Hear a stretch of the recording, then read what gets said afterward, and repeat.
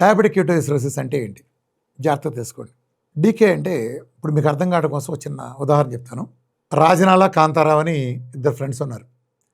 ఇద్దరికి ఒకే వయసు, ఇద్దరికి ఒకేసారి డయాబెటీస్ వచ్చింది.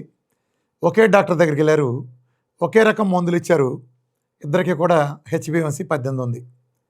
ఇప్పుడు నేను వీళ్ళిద్దరిని ఒక గదిలో పెట్టి బయట తాళం వేశాను. లోపల మంచినీళ్ళ కుండ ఒకటి పెట్టాను, ఫుడ్ లేదు. వారం తర్వాత బయట తీశాను. కాంతారావు గారిని బయట తీసి బ్లడ్ షుగర్ చెక్ చేస్తే 40 ఉంది.